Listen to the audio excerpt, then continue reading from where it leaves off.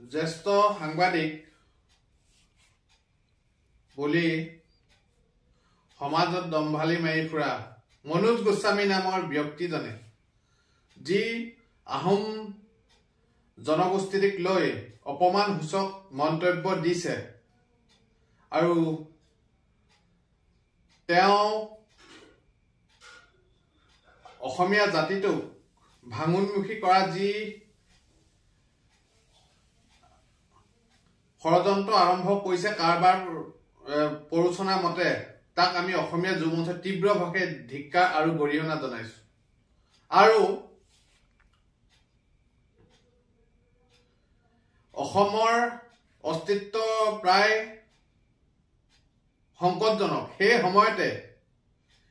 মনোজ গোস্বামী নামৰ হালধীয়া সাংবাদিকতাৰ পোছাক পিন্ধা এই ব্যক্তিজনে 600 বছৰীয়া সহ্য বীৰ্য প্ৰতীক আৰু বৰ অসম গহুতা আৰু বৃহত্তৰ অসমীয়া জাতি গঢ় দিওঁতা জাতি যিটো জনগোষ্ঠী আহোম জনগোষ্ঠীক লৈ যি এক ব্যাপক ষড়যন্ত্ৰমূলক তেওঁ মন্তব্য দিছে আৰু সেই মন্তব্য দিয়াৰ ফলত সৰ্বদিশে যি প্ৰতিক্ৰিয়া সৃষ্টি হৈছে তাক মনোজ গোস্বামীয়ে 24 ঘণ্টাৰ ভিতৰত ক্ষমা খুজিবলৈ আমি তেওঁক আহ্বান জনাইছো আৰু তেওঁক ক'ব বিচাৰিছো কমলাবৰীয়া সত্ৰ আৰু দক্ষিণপাট সত্ৰৰ ভূমি আহোম স্বৰ্গদেউসকলে দিছিলে আৰু বিভিন্ন সত্ৰৰ মাটি আহোম স্বৰ্গদেউসকলেই দিছিলে যদি 17 বাৰ মোগল আক্ৰমণ আমাৰ আহোম 600 বছৰীয়া ৰাজত্বৰ বীৰসকলে যদি প্ৰতিৰোধ নকৰিলেহেঁতেন তেনেহলে আজি দক্ষিণ পূব এছিয়াৰ ডেমোগ্ৰাফি সম্পূৰ্ণ সলনি হৈ গ'লহেঁতেন আজি ইয়াত মহাপুৰুষ শ্ৰীমন্ত শংকৰদেৱৰ নৱ বৈষ্ণৱ ধৰ্মৰ অস্তিত্ব নোহোৱা হৈ গ'লহেঁতেন ইয়াত যদি 100 বছৰ মোগলে ৰাজত্ব কৰাহেঁতেন এই মনোজ গোস্বামী নামৰ ব্যক্তিজনৰো কোনো অস্তিত্ব নাথাকিলেহেঁতেন এনেকুৱা মুখা পিন্ধা ধুৰন্ধৰ সাংবাদিক মনোজ গোস্বামীয়ে অতি সোনকালে ক্ষমা খোজক নহলে অসমীয়া যুৱ মঞ্চৰ গুৱাহাটীত থকা কৰ্মকৰ্তাই তেওঁক কিন্তু কেন্দ্ৰীয় সমিতিৰ নিৰ্দেশ মৰ্মে তেওঁ গাত গেলাকণী আৰু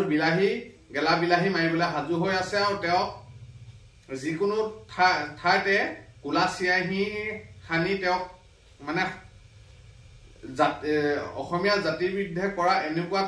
আৰু আহোম জাতিৰ বিৰুদ্ধে কৰা এনেকুৱা তুলুঙা মন্তব্য প্ৰত্যুত্তৰ দিয়া হ'ব বুলি আমি তেখেতক সকিয়নি প্ৰদান কৰিছো আৰু অসমৰ মুখ্যমন্ত্ৰী ডাঙৰীয়াই যি জাতি মাটি ভেটিৰ কাৰণে সদায় কাম কৰি আহিছে আৰু জাতি মাটি ভেটিৰ কথা কৈ আহিছে আৰু বৃহত্তৰ অসমীয়া জাতি আৰু বৰ অসমৰ কথা কৈ আহিছে কিন্তু এই অসমীয়া জাতিক ভাঙোনমুখী কৰিবলৈ চেষ্টা কৰা এই মনোজ গোস্বামী নামৰ এই বদনজনক অতি সোনকালে বিহিত ব্যৱস্থা গ্ৰহণ কৰক নহলে অসমীয়া যুৱ মঞ্চই কেন্দ্ৰীয় সমিতিৰ নিৰ্দেশ মৰ্মে